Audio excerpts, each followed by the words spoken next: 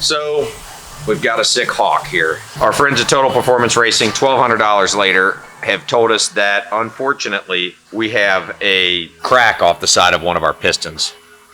And that's why it's running rough. It's not a matter of just putting a new piston in it because the cylinder wall is damaged, which means the block is damaged. So you either have to sleeve that cylinder or just put in a whole nother engine. So unfortunately, this deep into a rebuild, we've got to put a new engine in this bad boy. I believe what's happened here is that when it was water damaged, somebody tried to start it with a little bit of water in that one combustion chamber.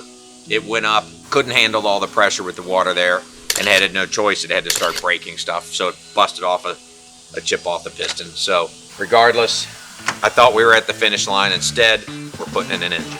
So I've been looking for an engine for that Trackhawk, and they're not cheap. I'm on car-part.com. It's a site we use very often for finding used car parts. Jones Auto in Orleans, Indiana does have one. They've got one for $16,300. August Pool, we've got parts from them tons of times. They're right up in Michigan, $18,000, $25,000. So we had an idea. Richard came to me and he said, look on Facebook. And he went over to Facebook and look what he found. For $7,500, we can get a Trackhawk complete drivetrain. So Dick gave him a call. The guy said, you bring $7,000 cash, you can have it today. So I'm getting George, getting Dick. They're gonna get loaded up with the rollback and they're headed up to get that thing. Hopefully, I don't have a $7,000 paperweight. This is crazy. Dude, you should have saw cats on it. Oh yeah, that's what I'm saying. Still has the cats, oh my gosh. Once I looked at it, I'm like, you'll give it to me for that? Yeah, we're there.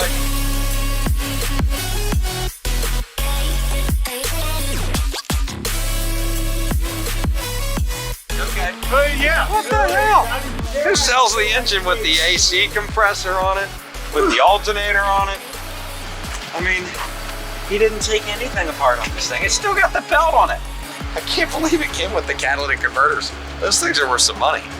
It was like $6,500 and I'll split it all. That's where we're at. And I was like, how much will you take for all of it? And he came back at 75 and I was like, I got $7,000. And he's like, come get it. Take it out of my hair. There you go.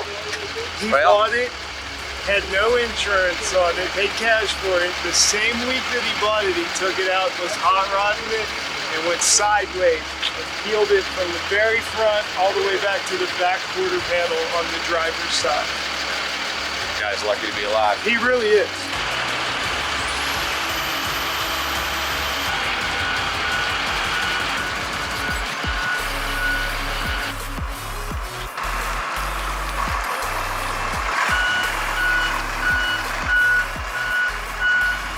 Okay, so we've got it pretty much ready to drop into the truck.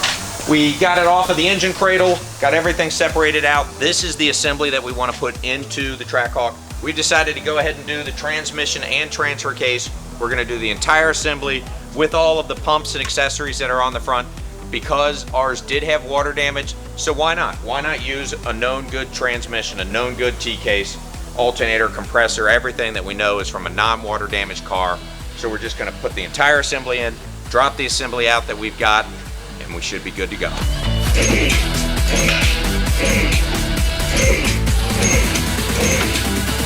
Hold on. Is that wiring harness disconnected from the transfer case? That's the only thing I f***ing asked you to do. Yeah, sounds good. Huh? Sounds good. You got a flathead? You don't remember that? Flathead and pliers. Just making sure you remember.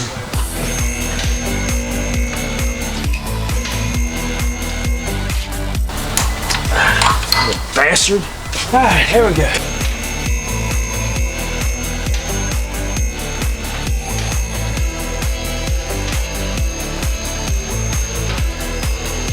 There's your good f***ing video. Yeah. Is that it? Right there. Oh, that's it. Yeah. That's it.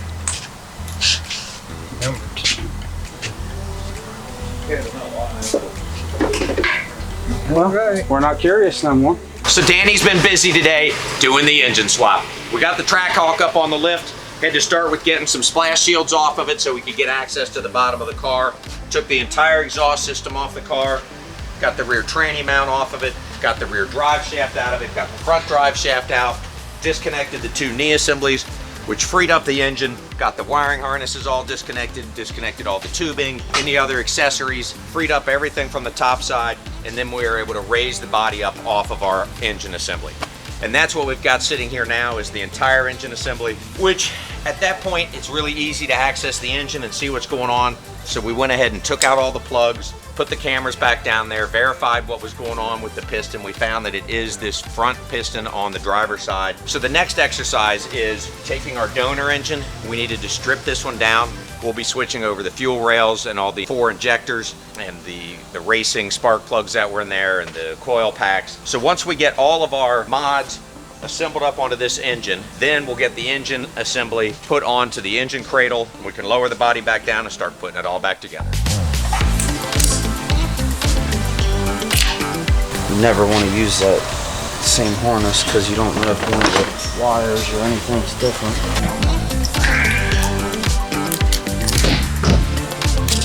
Come right at you.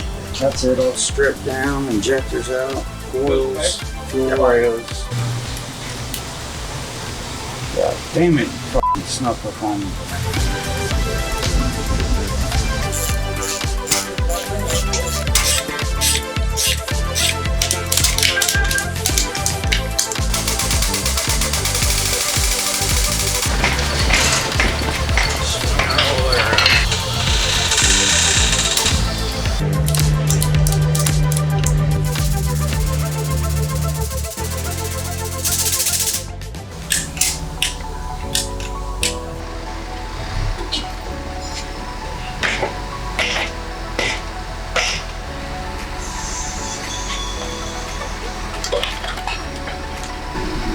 Yep. Key to this is not to move them jack stands, because once they move, it ain't lining back up. All right, we've got the old engine all stripped down. We got the fuel rails and injectors out of it. We got the plugs and coils off of it. We've got them all installed on the replacement engine. We've got it set up on the cradle and ready to go in the car. Next thing we got to do, lower the body and start the installation.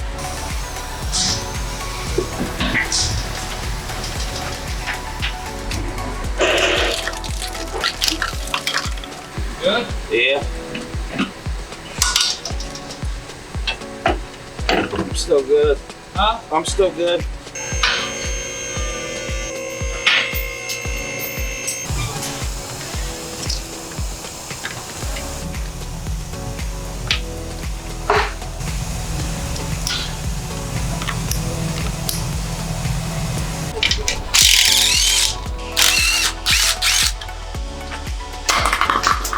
Ah, socket.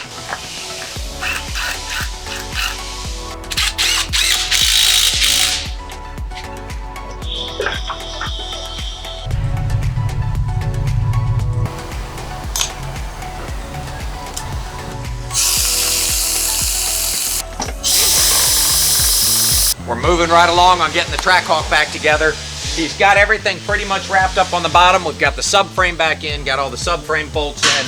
We've got the transmission brace in with the transmission mount and the cross braces in. We've got the drive shaft back installed, got the cover on the drive shaft, got both of the exhaust pipes in, mounted up, hung all the way to the back. So this is all looking good with the splash shields. All we've got left are to get the 2 front knee assemblies finished, get the struts back attached, get the top of the knuckle attached, get the brake calipers on. Then we can put the front wheels on, set it back down on the ground, and start buttoning up the final things to ultimately hear what it sounds like.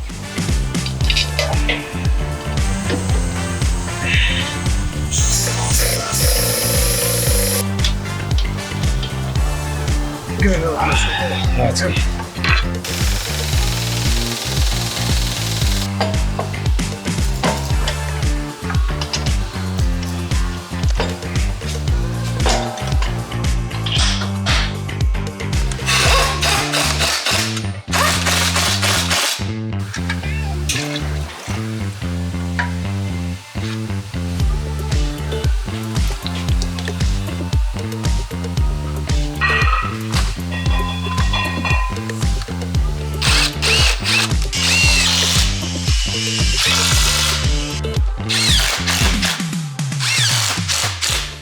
All right, the moment of truth is coming. Danny's got it all put together. He got the front suspensions both on. He got the front wheels on. He's gone through, buttoned up everything on the top end. I just topped off the coolant. He's got it full of oil. Got the jump pack to hook up on here. I want to fire this bad boy up and see what we got.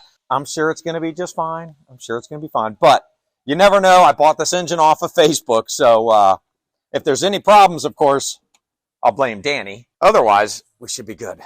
Well, we do have ignition. Everything's lit up. And the key's in here. Got the red Trackhawk key. All right, well, I'm going to try it. 3, 2, 1.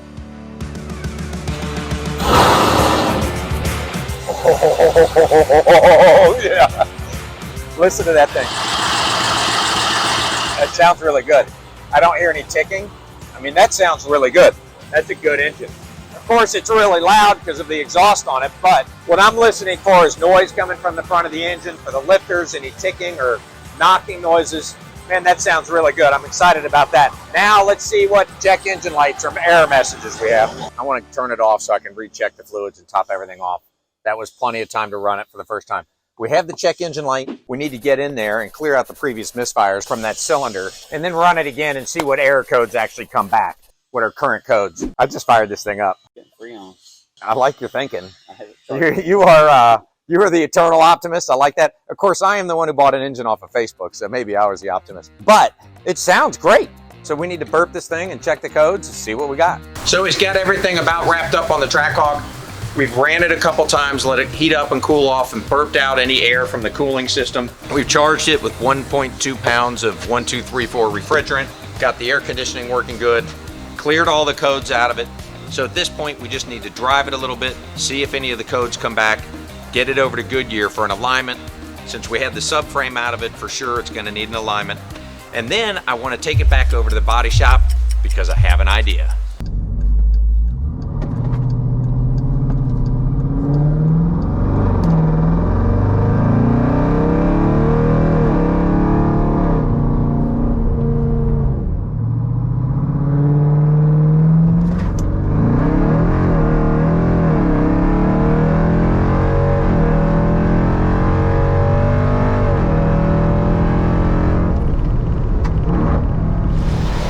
So we cleared all the codes and took it out, put some miles on it. None of the codes came back, so that's a really good sign. We've got everything hooked up right and the engine's running like we want it to. We got it over to our friends at Tire Discounters. They did the alignment on it. She's tracking straight down the road. So remember when I said I had a surprise? My guys in the body shop had an idea and I really like it. We've debadged this car when we repainted it. Before we put the badges back on, we are gonna paint them to match the graphics that we had stuck on the side of the car.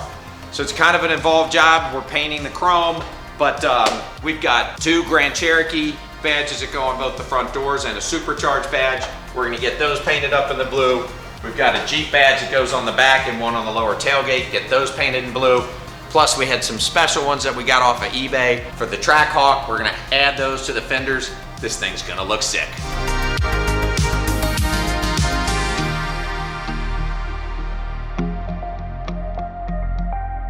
Man, that's awesome.